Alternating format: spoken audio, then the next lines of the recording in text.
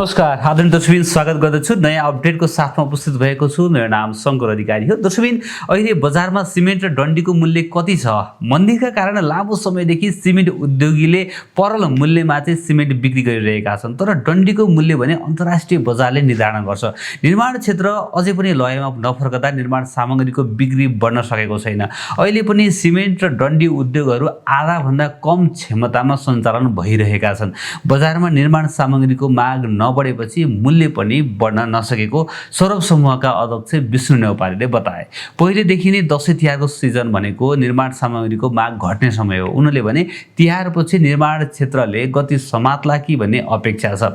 अहिले cement उद्योगीले PPC cement VAT सहित प्रति बोरा 400 रुपियाँ र ओपीसी सिमेन्ट 500 रुपियाँ हाराहारीमा डिलरलाई बिक्री गरिरहेका छन्। ब्रान्ड अनुसार मूल्यमा केही तलमाथि हुन सक्छ। ढुवानी खर्च र डिलरले राख्ने नाफा जोड्दा पीपीसी सिमेन्ट 600 र ओपीसी सिमेन्ट 700 रुपियाँको हाराहारीमा उपभोक्ताले पाउँछन्। मन्दीका कारण लामो समयदेखि सिमेन्ट उद्योगीले परल मूल्यमा नै सिमेन्ट बिक्री गरिरहेको व्यवसायीहरू बताउँदछन्। यो बीचमा सिमेन्ट उत्पादक सङ्घले प्रति बोरा 50 रुपियाँका दरले मूल्य बढाउने तयारी गरेको थियो, तर बजारमा माग नै नबढेका कारणले सङ्घले मूल्य पनि बढाउन सकेन। टीएमटी डन्डीको मूल्य भने अन्तर्राष्ट्रिय बजारसँग निर्भर हुन्छ। डन्डी बनाउने फलाम आयात गर्नुपर्ने भएकाले अन्तर्राष्ट्रिय बजारमा हुने मूल्य थपघटसँग नेपालको बजार पनि प्रत्यक्ष प्रभावित हुन्छ। तर सिमेन्ट स्वदेशी कच्चा पदार्थमा आधारित हुँदा अन्तर्राष्ट्रिय बजारमा यसको मूल्यमा प्रभाव पर्दैन।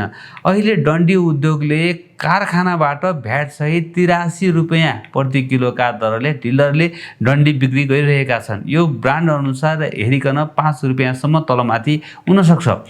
भ्याट, ढुवानी खर्च र डिलरको नाफा सहित 100 रुपियाँ भन्दा कम मूल्यमा नै उपभोक्ताले डन्डी खरिद गर्न पाउने सर्वोत्तम डिलरका सञ्चालक रहेका नेउपानेले बताए। कतिपय ब्रान्डको मूल्य 105 रुपियाँसम्म रहेको छ। खास गरी हिमाल, हामा, पञ्चकन्या लगायतका ब्रान्डले 5 देखि 10 रुपियाँसम्म बढी मूल्यमा डन्डी बिक्री गर्दै आएका छन्।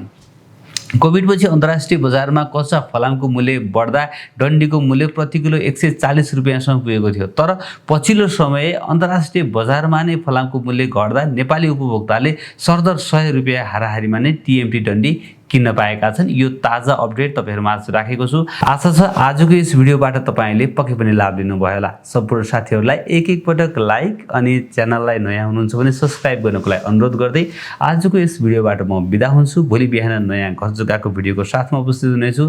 नमस्ते, शुभ दिन।